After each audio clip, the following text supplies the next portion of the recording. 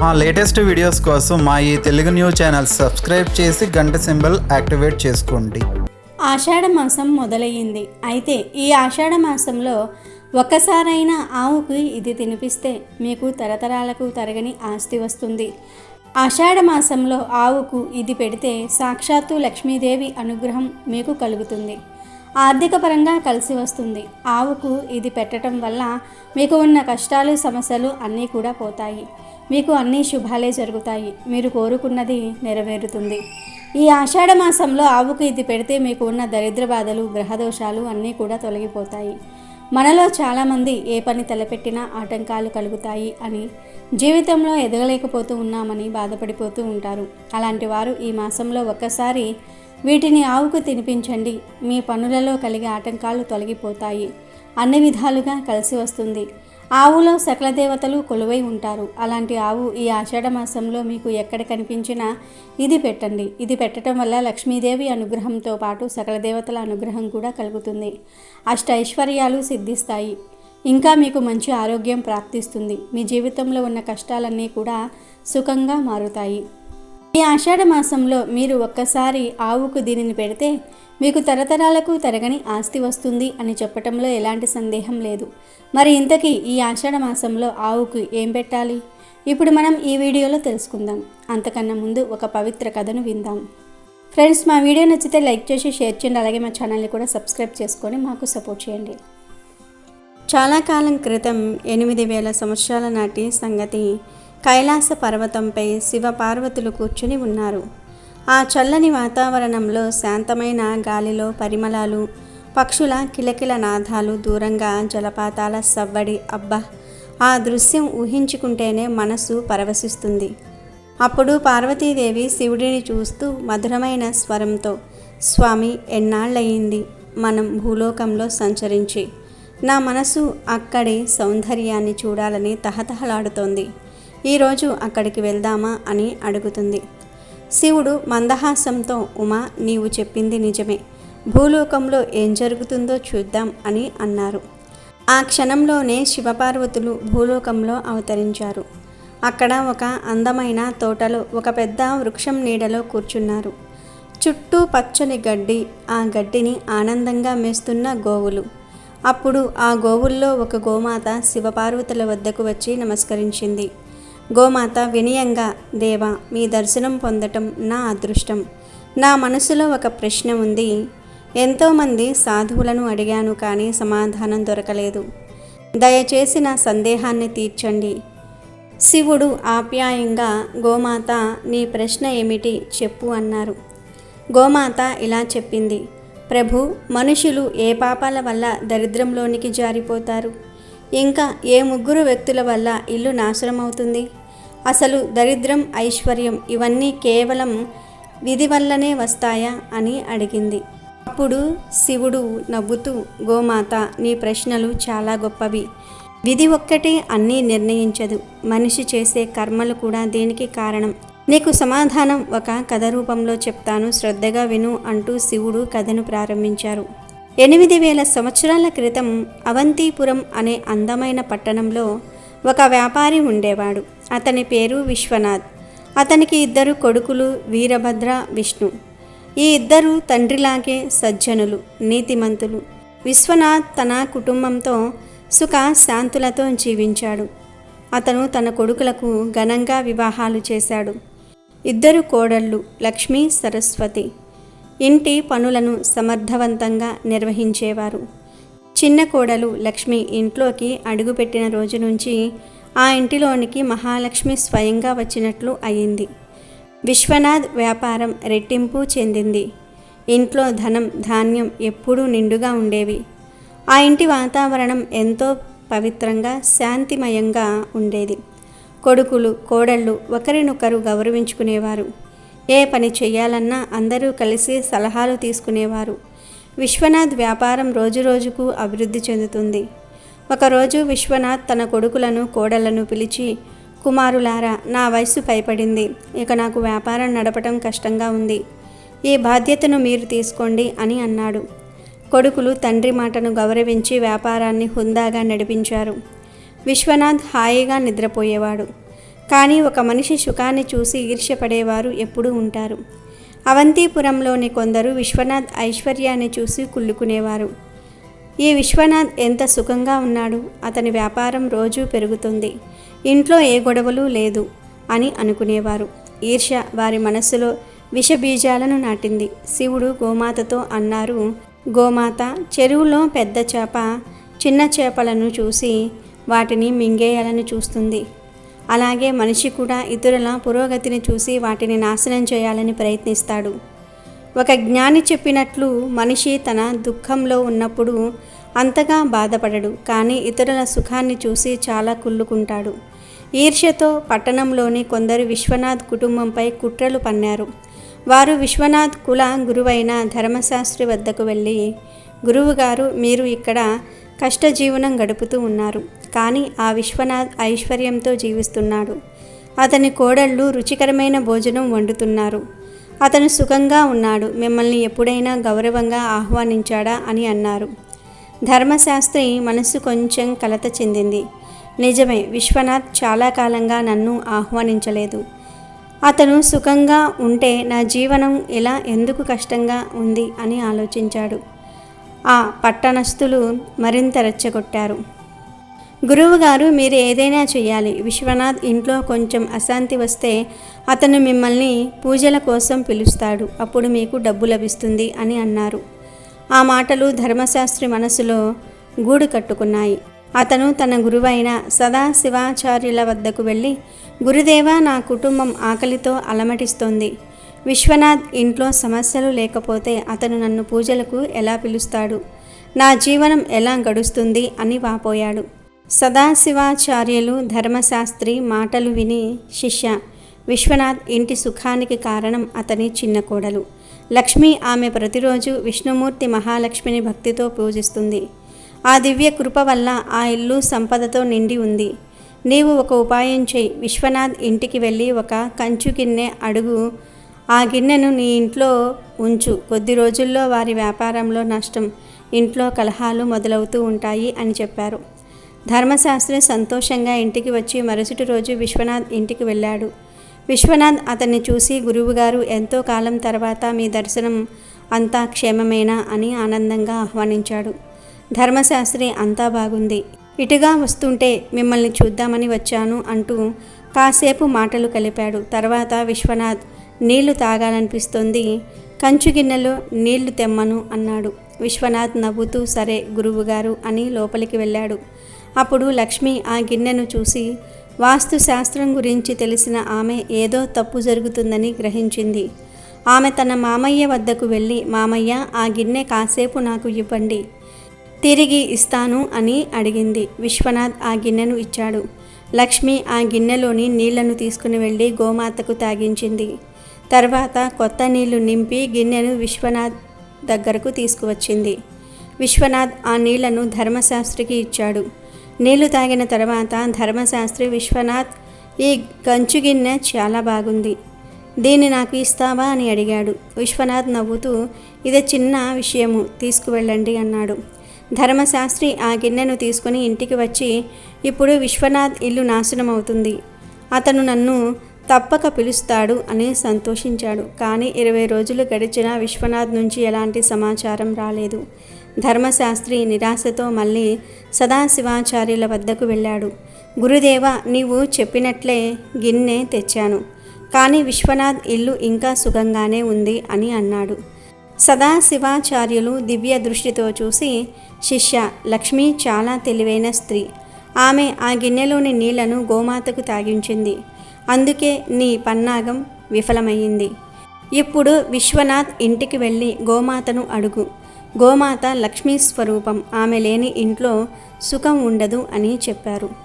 ధర్మశాస్త్రి ఉత్సాహంగా మరుసటి రోజు విశ్వనాథ్ ఇంటికి వెళ్ళాడు. విశ్వనాథ్ అతన్ని ఆదరంగా ఆహ్వానించి భోజనం పెట్టాడు.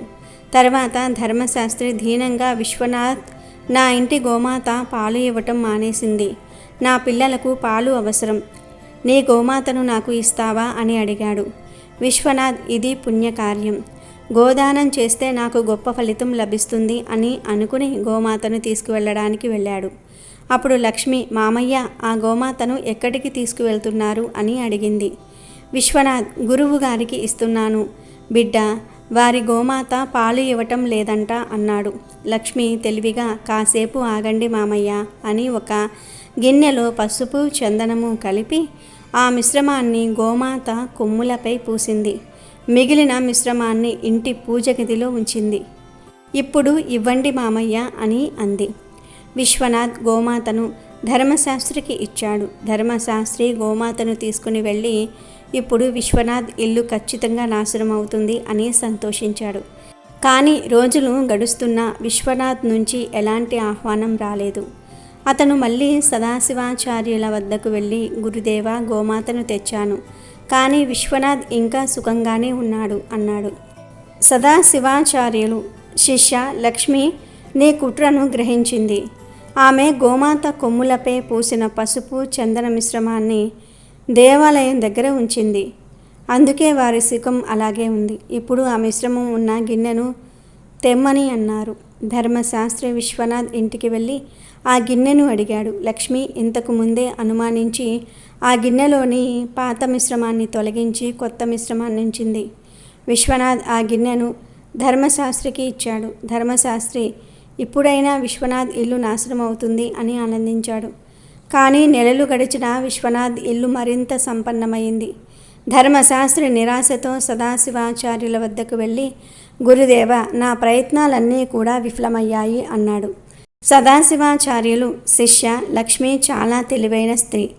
ఆమె ఉన్నంత వరకు నీవు విశ్వనాథ్ ఇంటిని ఏమీ చేయలేవు. ఆమెను ఇంటి నుంచి తొలగించు అన్నారు. ధర్మశాస్త్రి ఒక పథకం వేశాడు. మరుసటి రోజు అతను విశ్వనాథ్ ఇంటికి వెళ్ళి గంభీరంగా, విశ్వనాథ్, నీ ఇంటిపై గొప్ప సంకటం ముంచుకొస్తుంది. నీ చిన్న కోడలు లక్ష్మి వల్ల నీ కుటుంబం నాశనం అవుతుంది. ఆమెను వెంటనే ఇంటి నుంచి తొలగించు అన్నాడు విశ్వనాథ్. మొదట నమ్మలేదు, కానీ ధర్మశాస్త్రి పదే పదే చెప్పటంతో అతను గందరగోళంలో పడ్డాడు. అతను లక్ష్మిని పిలిచి బాధగా, బిడ్డ, నీ వల్ల మా ఇంటికి సంకటం వస్తోంది. నీవు ఈ ఇంటిని వదిలి వెళ్ళాలి అన్నాడు. లక్ష్మి షాక్ అయ్యింది. కానీ ఆమె ధర్మశాస్త్రి కుట్రను గ్రహించింది. తను నెమ్మదిగా, సరే మామయ్య, మీ ఆజ్ఞ ప్రకారం వెళ్తాను అని చెప్పింది. అప్పుడు ఆమె భర్త విష్ణు గుండెలు పగిలే ఆవేదనతో, తండ్రి, నా భార్యకు ఈ ఇంట్లో చోటు లేకపోతే నాకు లేదు, నేను ఆమెతో వెళ్తాను అన్నాడు. విష్ణు, లక్ష్మి ఇద్దరూ ఒక సమీప పట్టణంలో చిన్న గుడిసెలో జీవనం సాగించారు. విష్ణు చాలా కష్టపడి చిన్న వ్యాపారం ప్రారంభించాడు. అతని నీతి పట్టుదల వల్ల ఆ వ్యాపారం అభివృద్ధి చెందింది. కొన్ని సంవత్సరాలలో వారు సంపన్నులై సొంత ఇంటిని కొనుగోలు చేశారు. కానీ విశ్వనాథ్ ఇంట్లో మాత్రం అంతా తలకిందులయ్యింది. ధర్మశాస్త్రి కుట్రల వల్ల ఇంట్లో కలహాలు మొదలయ్యాయి. పెద్ద కొడుకు వీరభద్ర దుర్మార్గంలో పడి డబ్బును వృధా చేశాడు. ధర్మశాస్త్రి పూజల పేరుతో విశ్వనాథ డబ్బును కొట్టేశాడు. వ్యాపారం పూర్తిగా నాశనమయ్యింది. ఇంట్లో తిండికి కూడా దిక్కులేదు. పట్టణస్థులు విశ్వనాథ్ దుస్థితిని చూసి ఎగతాళి చేసేవారు. విశ్వనాథ్ ఆత్మహత్య చేసుకోవాలని నది వైపు వెళ్ళాడు. దారిలో ఒక తేజస్వి సాధువు కనిపించాడు. అతని ముఖంపై దివ్య కాంతి, నుదిటిపై చందన తిలకం, పొడవైన జడలు. విశ్వనాథ్ అతనికి నమస్కరించాడు. సాధువు, విశ్వనాథ్, నీవు ఎందుకు ఇంత బాధగా ఉన్నావు అని అడిగాడు. విశ్వనాథ్ తన కష్టాలను వివరించాడు. సాధువు విశ్వనాథ్తో, నీకు కష్టాలు మీ చిన్న కోడలు అయిన లక్ష్మిని ఇంటి నుంచి తొలగించిన రోజు నుంచి మొదలయ్యాయి. ఆమె సాక్షాత్తు మహాలక్ష్మి స్వరూపం. ఆమె భక్తి పూజల వల్ల నీ ఇల్లు సంపదతో నిండి ఉండేది అన్నాడు. విశ్వనాథ్ తన తప్పును గ్రహించి వెంటనే పట్టణంలోని విష్ణు ఇంటికి వెళ్ళాడు. లక్ష్మి ముందు చేతులు జోడించి, బిడ్డా, నన్ను క్షమించు. ధర్మశాస్త్రి మాటలు నమ్మి నిన్ను ఇంటి నుంచి వెళ్ళమన్నాను. నీవు మా ఇంటి లక్ష్మివి. నీవు ఉన్నంతకాలం మా ఇల్లు సుఖ సంతోషాలతో ఉంది అని కన్నీళ్లతో అన్నాడు. లక్ష్మి నవ్వుతూ, మామయ్య, చింతించకండి, ఈ ఇల్లు నాది, ఆ ఇల్లు కూడా నాదే, నేను తిరిగి వస్తాను అని చెప్పింది. ఆమె విష్ణువుతో కలిసి ఇంటికి తిరిగి వచ్చింది. కొన్ని రోజుల్లోనే విశ్వనాథ్ వ్యాపారం మళ్ళీ ఊపందుకుంది. ఇల్లు సంతోషంతో నిండిపోయింది. శివుడు గోమాతతో, గోమాత, ఇప్పుడు నీ ప్రశ్నలకు సమాధానం చెప్తాను. ఏ ఇంట్లో ఈ ముగ్గురి మాటలు వింటారో ఆ ఇల్లు నాశనం అవుతుంది. మొదటిది అహంకారం, దుష్ట స్వభావం ఉన్న వ్యక్తి. రెండవది లోభం, కుటిలత్వం, అనైతికత ఉన్న స్త్రీ. మూడవది బయట వ్యక్తుల మాటలకు ఎక్కువ ప్రాధాన్యత ఇచ్చేవారు. ఇలాంటి వారి మాటలు వినటం వల్ల ఇల్లు నాశనం అవుతుంది. శివుడు మళ్ళీ అన్నారు, గోమాత, నీ రెండవ ప్రశ్న, మనిషి ఏ ఏ పాపాల వల్ల దరిద్రుడు అవుతాడు? భగవద్గీతలో కృష్ణుడు చెప్పినట్లు మనిషి తన వివేకం, కష్టపడే శక్తి, బుద్ధి, ఉద్యమంపై సందేహించకూడదు. సత్యం, ధర్మం మార్గంలో నడిచి నిరంతరం కర్మ చేయాలి. అసత్యాన్ని ఆశ్రయించేవారు, తమపై నమ్మకం కోల్పోయేవారు ఎప్పటికీ విజయం సాధించలేరు. నిరంతర ప్రయత్నం, నమ్మకంతో ఉన్నవాడు దరిద్రం నుంచి బయటపడతాడు. గోమాత ఆనందంతో, ప్రభు, ఈ కథ వినటం వల్ల నా హృదయం ధన్యమైంది అని చెప్పింది. ఈ కథ మనకు నీతి, ధర్మము, వివేకం యొక్క గొప్పతనాన్ని నేర్పుతుంది. ఇక వీడియోలోకి వస్తే ఆషాఢ మాసం 4వ మాసం. ఈ మాసంలో ఎన్నో పుణ్యతిథులు ఉన్నాయి. ఆషాఢ ఏకాదశి తిథిని తొలి ఏకాదశి అని, ఆషాఢ పౌర్ణమిని గురు పౌర్ణమి అని, ఆషాఢ సప్తమి తిథిని భాను సప్తమిగా జరుపుకుంటూ ఉంటాము. ఇలా ఎన్నో ప్రత్యేకతలు ఉన్న ఈ మాసంలో ఆడవారు కానీ మగవారు కాను ఆవుకు ఇది ఒక్కటి తినిపించాలి. అది ఏమిటి అంటే సొరకాయ. సొరకాయను ఆవుకు తినిపించటం వల్ల మీకు చాలా ప్రయోజనాలు కలుగుతాయి. సొరకాయ డైరెక్ట్గా ఆవుకు తినిపించకూడదు. ముందుగా సొరకాయను కడిగి దాన్ని తొక్క తీసి మళ్ళీ కడిగి దానిని నిలువుగా కట్ చేయండి. ఆ కట్ చేసిన ముక్కలను ఆవుకు పెట్టండి. ఒకవేళ ఆవు మీ ఇంటి వద్దకు వస్తే బియ్యం చెరిగే చాటలో కానీ ఒక విస్తరి ఆకులో కానీ వాటిని పెట్టండి. ఆవు వాటిని తినేటప్పుడు కుదిరితే ఆవు చుట్టూ 7 ప్రదక్షిణలు చేయండి. ఆ తర్వాత మీ మనసులోని కోరికను ఆ గోమాతకు చెప్పుకోండి. ఈ ఆషాఢ మాసంలో ఆవుకు సొరకాయను తినిపిస్తే మీకు సకల శుభాలు కలుగుతాయి. మీరు ఆవుకు ఏ ఆహారం పెట్టినా మంచిది పెట్టాలి. పుచ్చిపోయినవి, పురుగు పట్టిన పదార్థాలు పెట్టకూడదు. గ్రహదోషాలు తొలగించుకోవడానికి చాలామంది ఆవులకు చాలా రకాల ఆహార పదార్థాలు పెడుతూ ఉంటారు. అయితే అవి మంచిగా ఉండాలి. ఆవుకు మీరు ఏ ఆహారం పెట్టినా మంచి ఆహారం పెట్టాలి. అవి పండ్లు కావచ్చు, కూరగాయలు కావచ్చు, పిండులు కావచ్చు, ఏమి పెట్టినా సరే మంచివి పెట్టాలి. ఈ ఆషాఢ మాసంలో మీకు వీలైనన్ని సార్లు ఆవుకు సొరకాయ తినిపించండి. కనీసం ఒక్కసారి తినిపించినా మీకు మంచి ఫలితాలు వస్తాయి.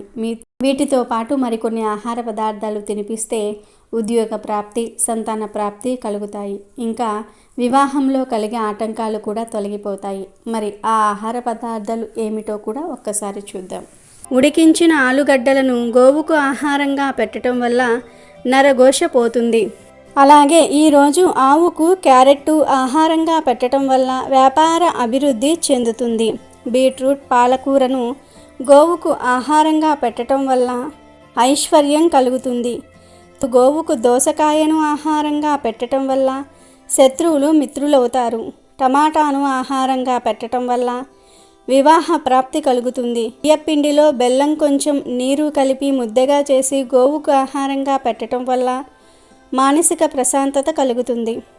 అలాగే నానబెట్టిన కందులను గోవుకు ఆహారంగా పెట్టడం వల్ల మనలో ఉన్న కోపం తగ్గిపోతుంది. నానబెట్టిన కుసుమ గింజలను గోవుకు ఆహారంగా పెట్టడం వల్ల మనం చేసిన పాపాలు దూరమైపోతాయి.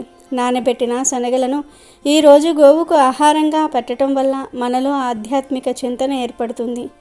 రాగిపిండి మరియు బెల్లము కలిపి గోవుకు పెడితే మనకు ఉన్న దరిద్రాలు తొలగిపోతాయి. నానబెట్టిన పెసర్లను ఆవుకు ఆహారంగా పెట్టడం వల్ల విద్యా అభివృద్ధి కలుగుతుంది. ఈరోజు గోవుకు వంకాయను ఆహారంగా పెట్టడం వల్ల సంతాన ప్రాప్తి కలుగుతుంది. అరటి పండ్లు ఆహారంగా పెట్టడం వల్ల ఉన్నత పదవులు కలుగుతాయి. ఈరోజు బెండకాయను పెట్టడం వల్ల మనోధైర్యం కలుగుతుంది. గోవుకు పెట్టడం వల్ల మనోవ్యాధి తొలగిపోతుంది. జొన్నపిండి, బెల్లము కలిపి గోవుకు పెట్టడం వల్ల తెలివితేటలు పెరుగుతాయి. గోధుమ పిండి, బెల్లం కలిపి పెట్టడం వల్ల ఉద్యోగ ప్రాప్తి కలుగుతుంది. నానబెట్టిన పెసరపప్పు పెట్టడం వల్ల ఇంద్రియ నిగ్రహ శక్తి పెరుగుతుంది. నానబెట్టిన కందిపప్పు పెట్టడం వల్ల రుణబాధలు తీరిపోతాయి. నానబెట్టిన మినపప్పును పెట్టడం వల్ల సంపూర్ణ ఆరోగ్యాన్ని పొందుతారు. పచ్చిశనగపప్పు పెట్టడం వల్ల కుటుంబ కలహాలు దూరమవుతాయి. శనగపిండి, బెల్లం కలిపి పెట్టడం వల్ల కోర్టు వ్యవహారాల్లో విజయం పొందుతారు. ఆయా పదార్థాలను భక్తితో గోవులకు సమర్పించుకుంటే మీకు ఉన్న సమస్యలు సులభంగా పోతాయి. తరతరాలకు తరగని ఐశ్వర్యం వస్తుంది. ఇలా మీరు గోవుకు ఆహారం పెట్టిన తర్వాత 3 సార్లు ఓం నమో భగవతే గోమాత్రే నమః అనే మంత్రాన్ని పఠిస్తే సకల దేవతల అనుగ్రహం కలుగుతుంది. ఘోర నరకాలు తప్పుతాయి, కష్టాలన్నీ కూడా పోతాయి, లక్ష్మీదేవి అనుగ్రహం కలుగుతుంది, మీ దశ మారిపోతుంది, రాజయోగం పడుతుంది. వీడియో నచ్చితే లైక్ చేయండి, షేర్ చేయండి, బట్ సబ్స్క్రైబ్ చేసుకోవడం మర్చిపోవద్దు.